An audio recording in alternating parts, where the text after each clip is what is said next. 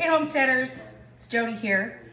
It's Monday night before our Tuesday night class, and I'm going to show you guys how I'm making my chicken broth, bone broth for you guys tomorrow. So what I have in front of me is a whole bunch of turkey or chicken carcasses left over, you can hear me, left over from like Costco or Stater Brothers.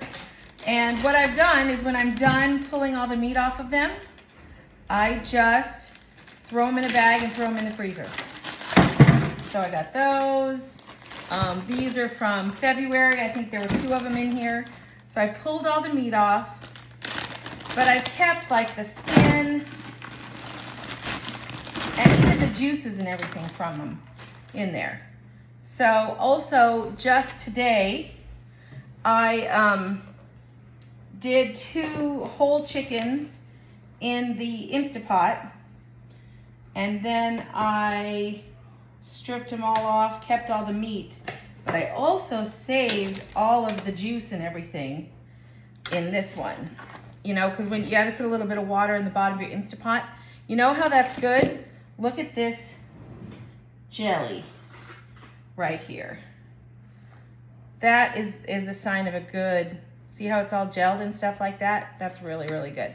Okay, so these are like 5 or 6 chicken carcasses just pulled from rotisserie chickens.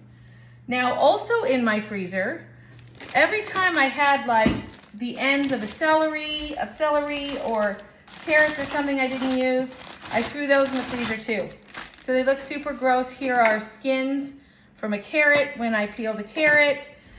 You can also do the skins from onions, everything like that. And I also then got some fresh celery and carrots I'm gonna throw in there. But they're super cheap, and all I did is just chop them all up. I rinsed all these off, and usually before I freeze the things, I rinse them off too. So that, and then just about 3 or 4 onions, skins and everything that I peeled off. Throw these in here. Okay. Then I do like to add some seasoning and some spices. So I use a few peppercorns. That look good. Some bay leaves. I just went and picked these off my tree. I'll put like 4 bay leaves in there. I don't know. I grabbed some sage. And then I put, you can spice this at the end. You're gonna want to season this at the end too when you're done with all the cooking. You have it all strained. But I always like to put a little bit of salt in also. Okay, that's like a lot of salt, but put that in there.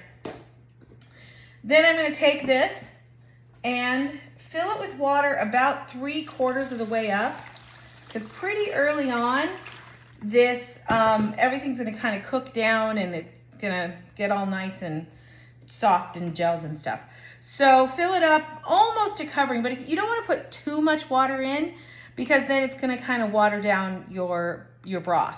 So I usually fill it about 3/4 of the way, and it's slowly gonna cook down and cook down and cook down and then start making some juices. So I'm gonna put the lid on this, and I'm gonna roast it at about, I think I usually do about 250 for about 12 hours. Like it's just gonna go and go and go and go and go. If you do this on a stovetop, you can, I use my really heavy Dutch oven. I guess you can't see it, it's out of shot. If you're doing a smaller version of this, you can put it in your Dutch oven, let it cook all day and low. Like put it on the little teeny tiny burner or the very smallest thing you have, as low as you possibly can. Let that go for about 12 hours. Same thing. So I'm gonna stop this video, then I'm gonna set up and show you guys the veggie broth, and then tomorrow I'm gonna show you how I strain it.